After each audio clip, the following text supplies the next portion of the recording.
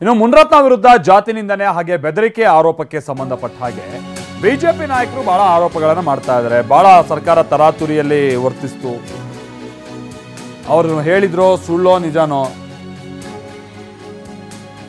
ಬೇಗ ಅರೆಸ್ಟ್ ಮಾಡಿಬಿಟ್ರು ಅಂತಲ್ಲ. DCM DK ಶಿವಕುಮಾರ್ ಇದಕ್ಕೆ ತಿರುಗೇಟನ್ನು ಕೊಟ್ಟಿದ್ರು. ಏನಂತ, ನಾವೇನ್ ಡೈಲಾಗ್ ಹೊಡಿ ಅಂತ ಹೇಳ್ಕೊಟ್ಟಿದ್ವಾ? ನಾವು ಹೇಳ್ಕೊಟ್ಟಂತೆ ಅವ್ರೇನಾದ್ರು ಡೈಲಾಗ್ ಹೊಡೆದ್ರಾ? ಅವ್ರು ಏನೇನು ಮಾತನಾಡಿದ್ದಾರೆ ನಾನು ನೋಡಿದ್ದೀನಿ. ನಾವು ಹೇಳ್ಕೊಟ್ವಾ ಹಿಂಗ್ ಡೈಲಾಗ್ ಹೊಡಿ ಅಂತ? ಡೈಲಾಗ್ ಪ್ರೊಡ್ಯೂಸರ್, ಡೈರೆಕ್ಟರ್ ಯಾರಿದ್ದಾರೆ? ಬಿಜೆಪಿ ನಾಯಕರ ಆರೋಪಕ್ಕೆ DCM DK ಶಿವಕುಮಾರ್ ತಿರುಗೇಟನ್ನ ಕೊಟ್ಟಿದ್ದಾರೆ. ನಾವು ಅವ್ರಿಗೆ ಬಾಯಿಗೆ ಮಾತಿಗೆ ನಾವು ಹೇಳ್ಕೊಟ್ಟಂಗೆ ಅವರು ಡೈಲಾಗ್ ಹೊಡಿತಾ ಇದಾರಾ? ಅಲ್ಲಪ್ಪ, ಈಗ ಅವ್ರು ಏನೇನು ಡೈಲಾಗು ನಾನು ನೋಡಿದೆ, ನಾನು ಸ್ವಾಮಿಗಳು ನೋಡಿದಂತೆ ನಾನು ನೋಡಿದೆ. ಈಗ ನಾವು ಹೇಳ್ಕೊಟ್ವ ಅವ್ರಿಗೆ ಹಿಂಗೆ ಡೈಲಾಗ್ ಹೊಡಿ ಅಂತ ಅಂದ್ಬಿಟ್ಟು.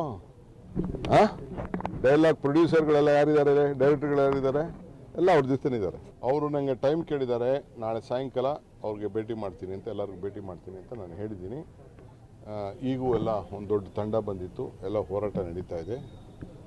ಯಾವ ರೀತಿ ಅಂತ ಅಶೋಕ್ ಕರ್ಣನ ನುಡಿಮುತ್ತು ಕೂಡ ನಾನು ಹೇಳಿದ್ದೀನಿ. ಬೇರೆಯವ್ರ ಮಾತುಗಳು ಕೂಡ ನಾನೆಲ್ಲ ಗಮನಿಸಿದ್ದೀನಿ. ಇಲ್ಲಿ ಬಂದ ಮೇಲೆ ನಾನು ಅದ್ರ ಬಗ್ಗೆ ಮಾತಾಡ್ತೀನಿ. ಅವರು ನನಗೆ ಟೈಮ್ ಕೇಳಿದ್ದಾರೆ, ನಾಳೆ ಸಾಯಂಕಾಲ ಅವ್ರಿಗೆ ಭೇಟಿ ಮಾಡ್ತೀನಿ ಅಂತ, ಎಲ್ಲರಿಗೂ ಭೇಟಿ ಮಾಡ್ತೀನಿ ಅಂತ ನಾನು ಹೇಳಿದ್ದೀನಿ.